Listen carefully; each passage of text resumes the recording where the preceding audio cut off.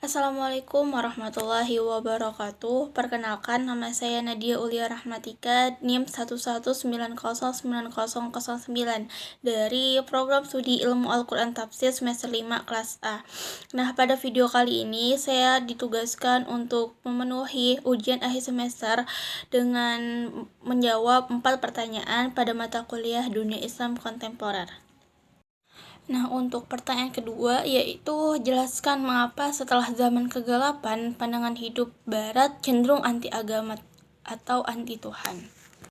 Nah, untuk di era kegelapannya sendiri yang kita ketahui bahwa pada masa itu yang menguasai adalah kaum kegerejaan. Nah, pada saat itulah kaum bangsa modern itu, bangsa barat itu mengambil kesempatan untuk bisa dapat melakukan anti agama tersebut, karena sebenarnya pada saat awalnya itu Islam mempunyai kekuasaan yang mempunyai kekuasaan. Nah, pada saat inilah seperti ilmu sains sendiri dalam kehidupan sehari-hari, yang awalnya Islam yang melakukan, Islam yang berkuasa, ilmu sains masih dalam keadaan sesuai dengan ajaran Islam seperti itu. Nah, pada saat inilah bangsa modern tersebut menguasain.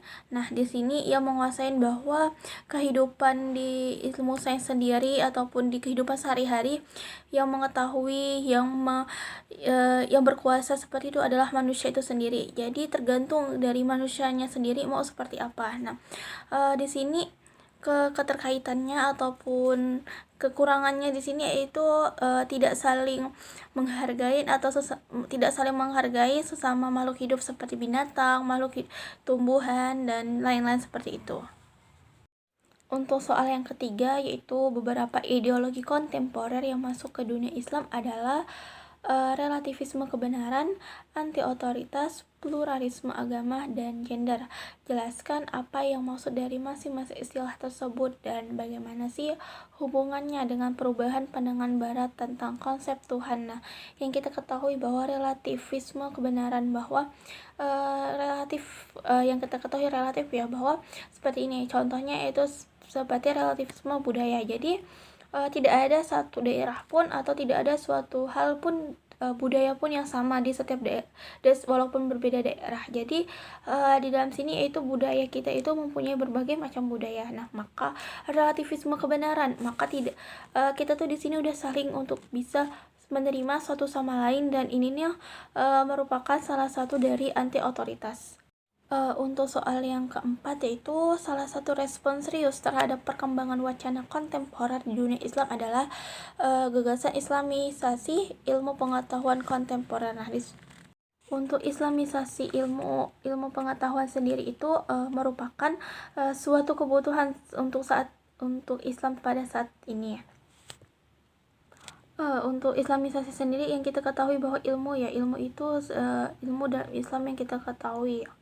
Ketika kita udah masuk ke dalam dipengaruhi ataupun masuk virus yang terkandung dalam ilmu pengetahuan barat modern sekuler ini merupakan tantangan yang luar biasa bagi kaum muslimin. Nah, di sini dalam pandangannya peradaban barat modern ini telah membuat ilmu menjadi problematis.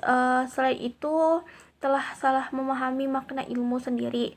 Ilmu peradaban barat ini juga telah menghilangkan maksud dan tujuan dari ilmu. Sekalipun peradaban barat ini telah menghasilkan ilmu yang bermanfaat, namun peradaban tersebut yang juga telah menyebabkan kerusakan dan dalam kehidupan manusia sendiri. Nah, untuk ilmu pengetahuan modern yang diproyeksikan melalui pandangan hidup itu dibangun di atas visi intelektual dan psikologis budaya dan peradaban barat.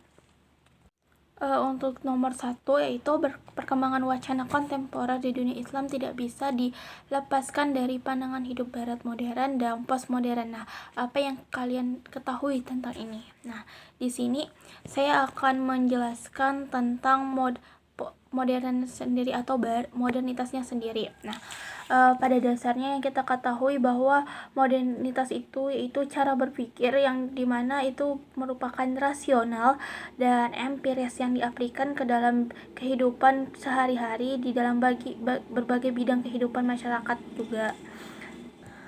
Sedangkan untuk postmodernisme sendiri itu adalah gerakan pemikiran yang lahir sebagai protesnya terhadap modernismenya sendiri. Nah, kalau di barat modernisme ini kan manusia yang menjadi sentral kebenarannya, sedangkan kalau di barat postmodern ini justru tidak memiliki sentral sama sekali. Itu saja jawaban dari saya, kurang lebihnya mohon maaf. Wassalamualaikum warahmatullahi wabarakatuh.